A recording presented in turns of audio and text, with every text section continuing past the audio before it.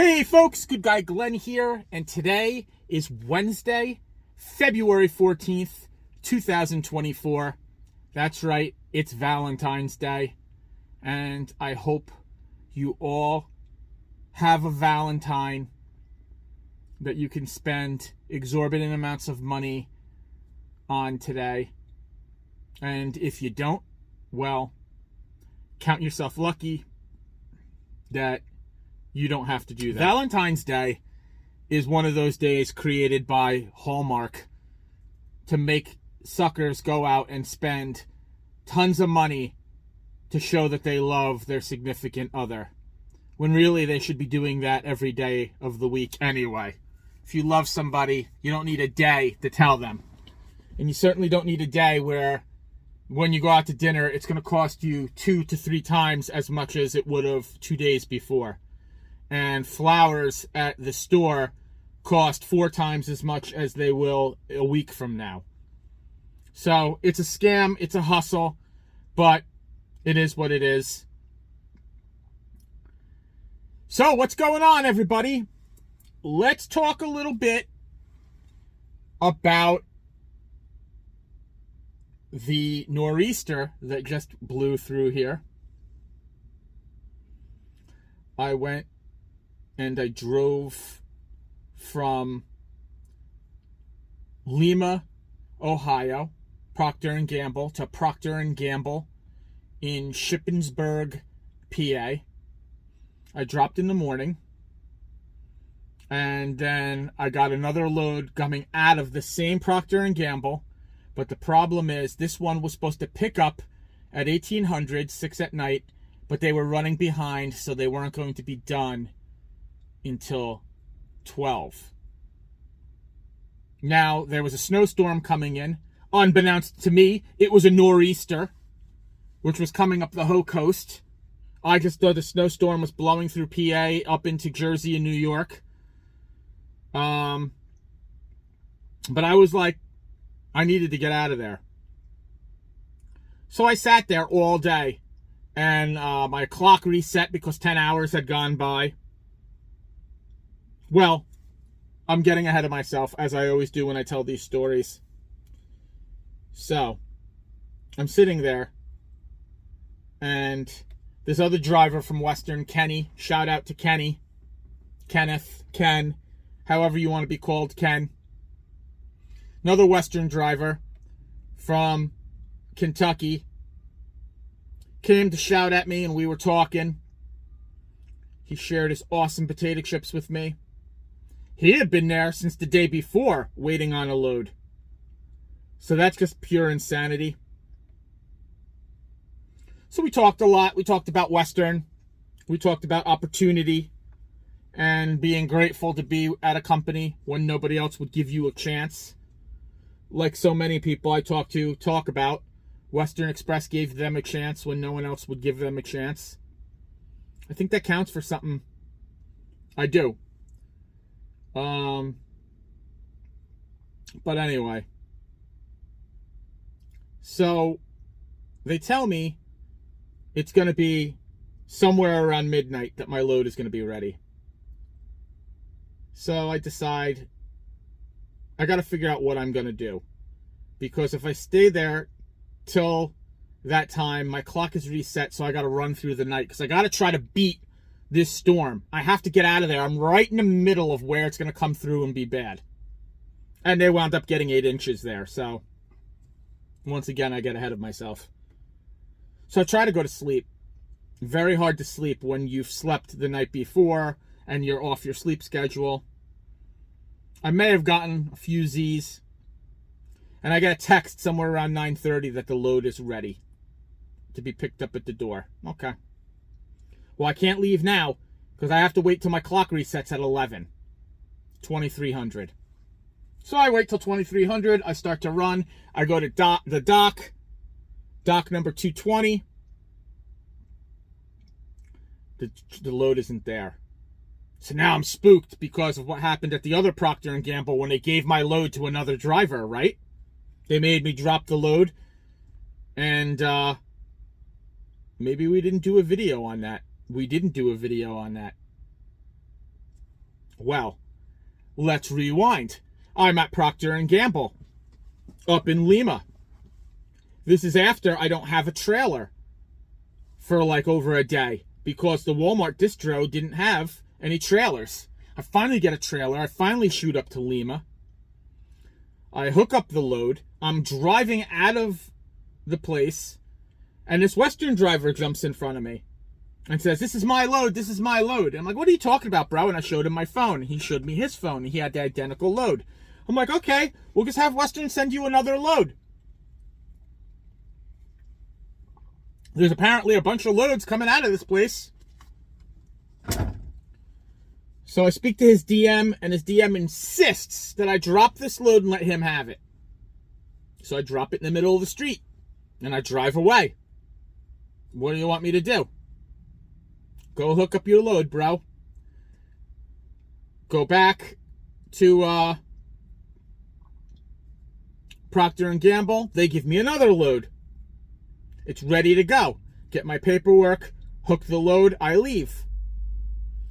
I drive down. I spend the night in this really great Love's. It's a brand new Love's. It was built 2 years ago. It's off the beaten path, so nobody knows about it. It's like not even on the GPS. I just drove by it and saw it and stopped. It's right by the highest point in Ohio. And it's got one of the biggest truck yards I've ever seen. And it's empty. This is Super Bowl Sunday. Empty. I go inside, check out the laundry room is clean. These machines are new. I wash all my bedding. Stay there for the night. Get up wicked early like I do. Start at 03. Boogie down to Pennsylvania. Drop. Pick up an empty. And then when I pick up the empty, I get the other T-call to make another pickup here. So I drop the empty. I bobtail to check back in. They put me in a retention lot where I sit. And I wait. Now we fast forward. 9:30, the load's ready at door 220. I get up at 11, 2300. I boogie over to the door. The load is gone. Okay. I go into the shipping office. Now, Ken had warned me about the girl who works there overnight. Warned me. This is puzzling because everyone who worked there during the day was super cool. Really nice. Told me to sit in the yard and, whatever. We joked around about how Ken had been there for a day and a half. So I go in there and I'm like, my load isn't in the door. She's like, this came in at 9:30. Like, how come you didn't come get it and you're so late? I'm like, I was right there, parked across the way in the bobtail lot. Well, what? Where were you? I was like, I couldn't move the truck because I had to make my 11. You can't take your break on premises. I'm like, yo, listen, shut your mouth and tell me where the trailer is. Because Ken stayed here for 2 days and y'all had no problem making him wait. So she's like, well, just for the future, listen, shut up. I don't care. Where's my trailer? And she writes it down. I threw the note out this morning. It was parked in some lot. I went and hooked it. Now it's pouring rain out, right? It's midnight. I'm spooked. I jump on 81. 81 in Pennsylvania right there, when it's like monsooning outside and it's zero visibility, is terrible. There's no reflectors on the road. You might be on the blacktop. You might be in the dirt. Who knows? You might not even be on the highway. Who knows? No reflectors. No, you can't even see the lines on the road. So I boogie. I stop at TA. Why did I stop at TA? To get coffee. Right. I tried to stop at the Sheets down the street, but the lot was all messed up and flooded. So I didn't want to mess around after the truck incident, getting stuck in the mud. I wasn't going to pull the truck into any kind of shady situation and get stuck in like in deep water and then have to be towed out and get in trouble. I'm not doing it. So I boogie down the road to this TA. I stop and get some coffee and donuts, and I'm going. I'm hauling down. I get to Maryland. Maryland is a lot better. The roads are better lit. There's reflectors on the roads. There's reflectors on the guardrails. There's actually guardrails. You can see where you're going. Now, at this time, I'm tired. I didn't get a lot of rest. I get onto 95. I get into Virginia. Now, I've pulled into 2 rest stops off of 95, and they're jam-packed. Everyone is waiting out this Noreaster. I stop at this other rest stop, and it's jam-packed. So I'm just going to drive through like I did the last one. I'm tired. Like I said, I just want to rest. I'm only 100 miles away from the drop. I could make it, but whatever. And lo and behold, there's one spot where someone must have just pulled out. And I pulled in. And I actually, I was so grateful to have that spot. I got like 3 hours rest. I took a little 3-hour nap. Got up in the morning. The rain was subsiding by then, but the wind had picked up. So now it's windy as heck. Jump back on 95, get on 295, go around Richmond, and then into Prince George. That's where I had to drop at the Walmart DC. I get there. I'm wicked early, and apparently it's a live unload. Womp, womp, womp. And it's not scheduled till the afternoon.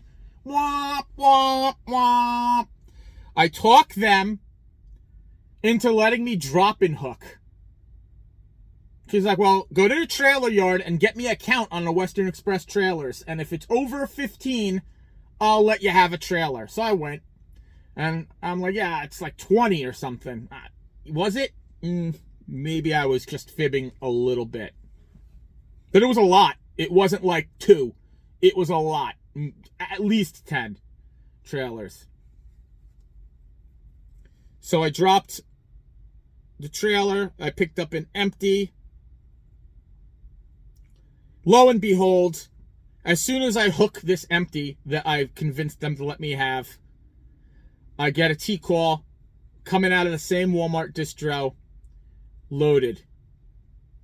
Long story short, after some confusion with security, not knowing anything about the load and not being able to find it, I find the trailer, I hook it, I bring it, they give me my paperwork, I leave. I go to the Pilot.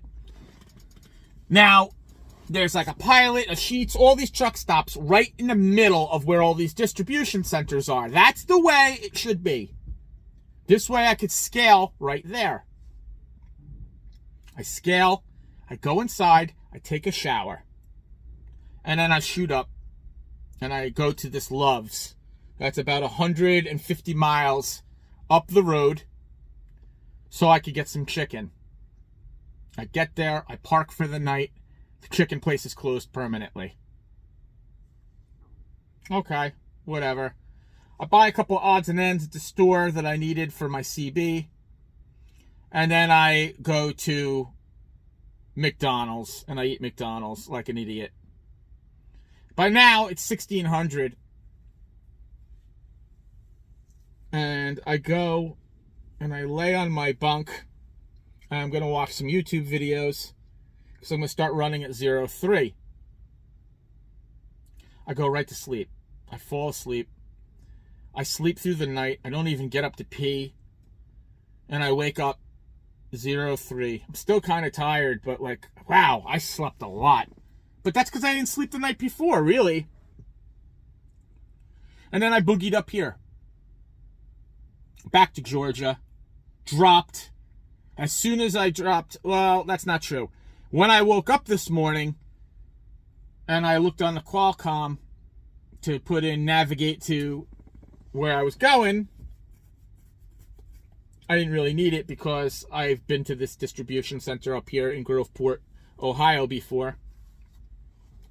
I saw, one active and one waiting. I have a load right out.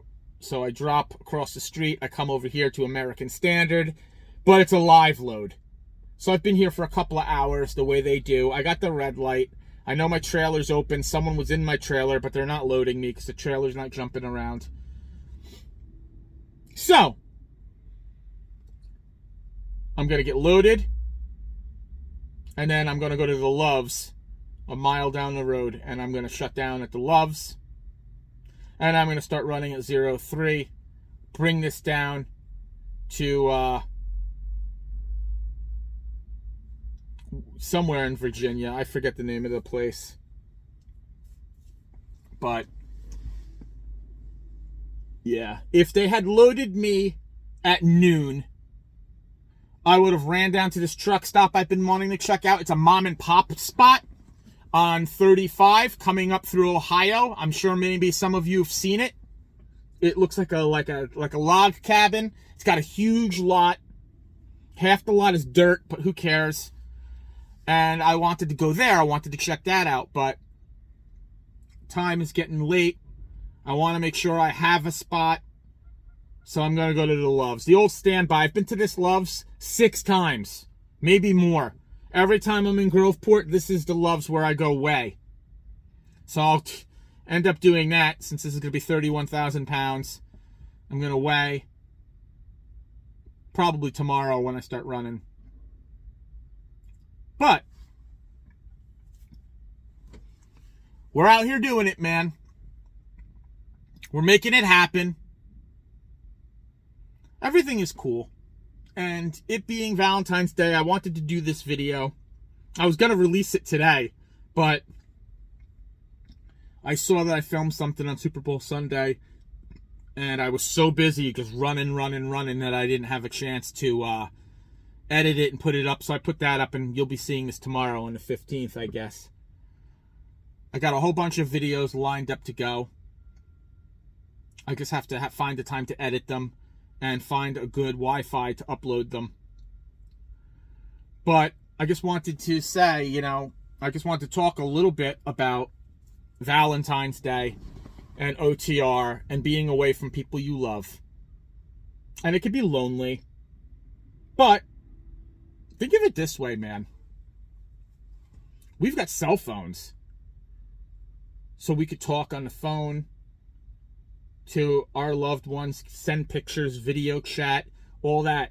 Think about the truckers back in the day, in the 70s and 80s. They had to use a payphone. So they had to wait online to use a payphone at a truck stop. And they didn't have people to talk to every single day. They certainly weren't getting video chat. They certainly weren't sending photos or videos of their kids or whatever. So we're blessed to do this now with the technology that we have. I hope you all, I was being kind of funny in the beginning of this video. I hope you all appreciate your Valentine and that you take care of them. You let them know that you love them, and they let you know that they love you, because that will help you tremendously while making it through all of this. And just keep in mind that family is super important. It's the most important thing. So that's why you have to get home safe to them. So always do your pre-trip. Don't drive like a maniac. Pull over when you're tired. Be safe so you could go home to the people who love you. I hope my Valentine is watching this video and knowing that I'm thinking about them. So what do I always tell you? You don't always get what you want, but you get what you need. And God's going to put you just where you need to be. So, love God. Be good to your family. Love your family. Be safe. Say your prayers. Take your vitamins. Do your pre-trip. All that stuff. If you like this video, smash the like button. Subscribe and hit the bell so when I drop another video, you get a notification. And once again, this is Good Guy Glenn. Thanks for watching.